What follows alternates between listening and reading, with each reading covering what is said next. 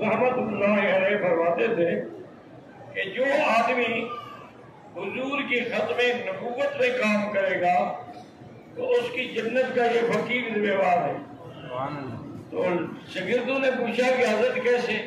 فرمایا بھی نماز جو ہے وہ تو عبادت ہے، روزہ عبادت ہے، حج عبادت ہے، عمرہ عبادت ہے، یہ ختم نبوت تو حضور کا ذاتی اعزاز ہے، تو جو اس اعزاز کی حفاظت کرے گا ضرور شفاعت نہیں کریں گے۔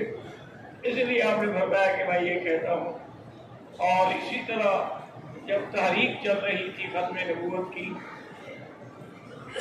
پاکستان میں، تو جس میں ہزاروں مجاہدین گرفتار ہوئے، شہید ہوئے، تو شورش کاشمیری نے ایک بڑا پیارا جملہ کہا تھا۔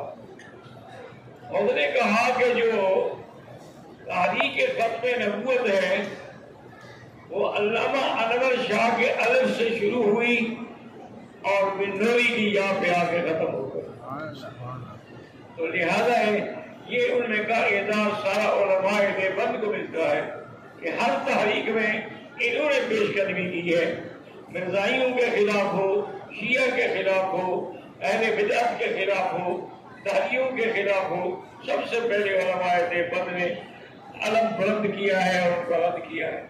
تو ان کی یہ محنتیں ہیں کہ آج قدم قدم پر کسی بھی ملک میں آپ چلے جائیں، وہاں تمام جو لوگ ہیں علماء دین مدرسوں والے سب علماء دیوبند کے شاگرد ہیں۔ اللہ ان کی قبروں پہ کروڑوں رحمتیں کرے۔ یہ تو بدبختی ہوتی ہے نا کہ آدمی اللہ والوں کی گلہ کرے یا شکایت کرے۔ حضرت خواجہ غلام فرید صاحب چاچڑے والے، ان سے ایک آدمی بڑے پیر تھے، لیکن تھے تو بریلوی مسلک کے، تو کوئی شک نہیں، لیکن پیر تو باہر تھے، بڑا ان کا علاقہ مرید تھا۔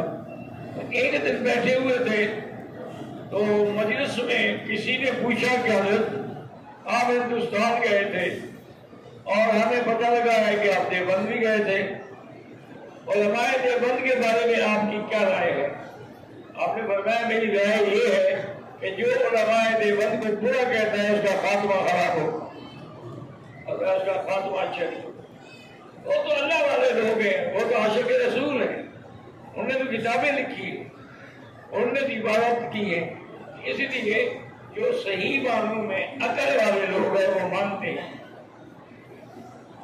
اب سب سے پہلی دلیل کیا ہوتی ہے؟ یاد رکھو کسی مسئلے میں سب سے پہلی دلیل کیا ہوتی ہے؟ قرآن یاد، کیونکہ حضور نے فرمایا لو ما ان ترکتکم، آپ نے فرمایا ما ان تمسکتم بہ امر ترکت فیکم امرین ما ان تمسکتم بہما کتاب اللہ و سنتی، میں دو چیزیں چھوڑ کے جا رہا ہوں، ایک اللہ کا قرآن اور ایک میری سنت، جو ان کو پکڑ لے گا اس کے لیے نجات ہو جائے گی۔ پہلی دلیل کیا ہوتی ہے؟ اللہ کا قرآن۔ کوئی بھی مسئلہ ہو تو سب سے پہلے اللہ کے قرآن سے دلیل مانگی جاتی ہے۔ اب حضور خاتم النبیین ہے تو پہلی دلیل قرآن کیا کہتا ہے کہ ما کان محمد ابا احد من رجالکم ولکن رسول اللہ وخاتم النبیین وکان اللہ بکل شیء علیما۔ اللہ نے فرمایا کہ میرا نبی خاتم النبیین ہے۔ یاد رکھو خاتم اور خاتم دو طرح سے پڑھا جاتا ہے۔ ایک کا معنی تو ہے کہ آخر، یعنی آخری نبی، جیسے کہ حضور نے خود فرمایا کہ انا خاتم النبیین وانتم خاتم الامم، اور یہ بھی فرمایا کہ انا آخر الانبیاء وانتم آخر الامم۔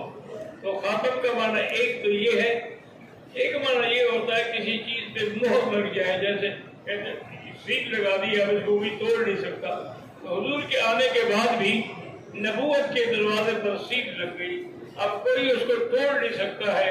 اب کوئی جیسے کعبہ دوسرا نہیں بن سکتا، جیسے آپ دیکھیں اقصی دوسری نہیں بن سکتی، قرآن کوئی زندگی برودی قرآن نہیں آ سکتا، اسی طرح کوئی نبی بھی زندگی برودی نہیں آ سکتا ہے۔ اس سے سب سے پہلی دلیل